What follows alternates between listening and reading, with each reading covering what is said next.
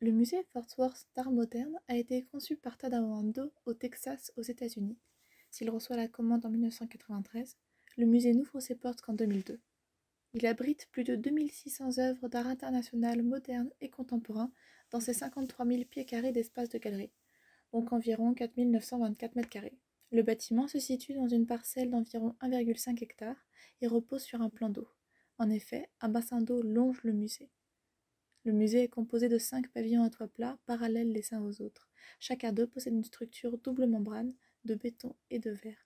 Les pavillons peuvent être de 2 longueurs différentes, soit courtes, soit longues. Les interstices entre les murs en béton forment une trame dans la structure et une géométrie simple. Les espaces créés entre le béton et le verre sont des espaces de circulation, des espaces tampons qui servent de point de pause avec une vue agréable sur l'extérieur. En revanche, à l'intérieur des blocs de béton, nous retrouvons les salles d'exposition séparées par ces espaces tampons. Ceci rend chaque bloc de béton, dont chaque galerie, indépendant. De plus, les caractéristiques du béton permettent de protéger les œuvres d'art du climat rigoureux de la région. Nous avons donc les murs en béton, des parois de verre, des espaces distincts et des dalles parfois en double niveau. Les éléments représentés ici en violet sont des dispositifs de lumière propres aux galeries. En effet, la lumière peut entrer de 3 manières différentes. Elle peut soit être directe en passant par le verre, soit être filtrée en traversant les dispositifs à base d'une plaque en plastique translucide, soit être indirecte en contournant cette dernière. Maintenant que nous en savons plus sur la structure, intéressons-nous plus à la façade. Voici une coupe détaillée d'une façade avec son mur rideau. Commençons par l'extérieur du bâtiment. Comme dit plus tôt, de l'eau longe le bâtiment. Sous elle se trouve un sol en gravier. Le bassin est soutenu par une dalle en béton qui s'intègre dans les fondations du bâtiment. Les fondations sont également en béton. On retrouve aussi le sous-sol du bâtiment sur ses fondations, avec notamment les espaces techniques. Ici, le crayon gris marque un système de ventilation pour l'arrivée d'air, relié à l'extérieur. Ensuite, la façade. Tout d'abord, il y a un mur rideau avec des panneaux en verre avec un filtre anti-UV. Entre ces panneaux se trouvent des meneaux en aluminium anodisés. Au-dessus des panneaux, un espace qui laisse circuler l'air avec dedans un système de nettoyage du verre et des volets motorisés, ainsi qu'une plaque en aluminium devant pour cacher tout cela. Derrière les panneaux se trouvent d'autres meneaux en aluminium anodisés, seulement ils sont verticaux et en forme de hache, recouverts d'une peinture métallisée. Ce mur rideau est accroché en haut, au toit en béton. Celui-ci reporte sa charge sur ce poteau en Y. Cette charge est récupérée par des grands murs porteurs en béton. On retrouve ensuite un sol en béton, ainsi qu'un plancher en béton également qui soutient juste au-dessus de lui un sol en pierre, du granit. Pour en revenir au toit, il y a d'abord une couche isolante constituée de polystyrène. Au-dessus se trouve un système de pente pensé pour l'eau avec au milieu un drain pour récupérer cette dernière.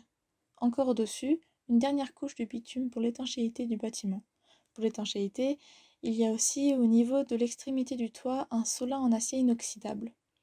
Un vide d'air est laissé entre le Y et l'isolation. De l'autre côté, du verre isolant laisse passer un puits de lumière, lui-même encadré par une structure en aluminium. Cet ensemble se repose sur un élément de béton.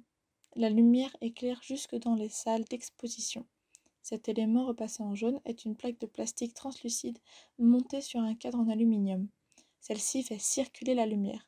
Nous retrouvons un autre élément de circulation de l'air. À l'intérieur des salles d'exposition, nous avons un sol en bois.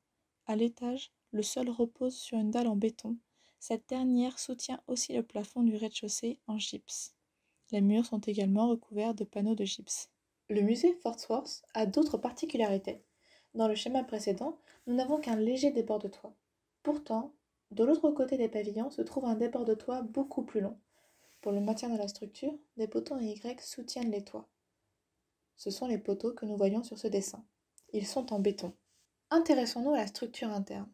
Tout d'abord, la structure principale. Sur le dessin, elle est représentée comme ceci. Celle-ci est en acier. Elle renforcera la structure et subira les charges. Quant à cet élément, il sert probablement pour la dilatation thermique.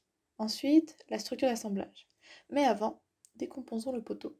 Celui-ci a 3 parties majeures imbriquées les unes entre les autres. La structure d'assemblage donne un résultat similaire à celui-ci, avec des tirants comme ceci. La structure est symétrique. Ces tirants permettent de maintenir la structure entre elles. Nous terminerons cette vidéo par une hypothèse de descente de charge dans ce poteau en Y. Ce poteau relie les deux branches par un câble. Nous représenterons la descente de charge avec cette couleur-ci. Nous avons d'abord une charge supposée ici, ainsi que sa symétrique, de par cet axe. On retrouve ensuite de la traction sur le tirant, ainsi que de la compression dans la branche du poteau Y. Finalement, la charge vient descendre dans le pilier du Y.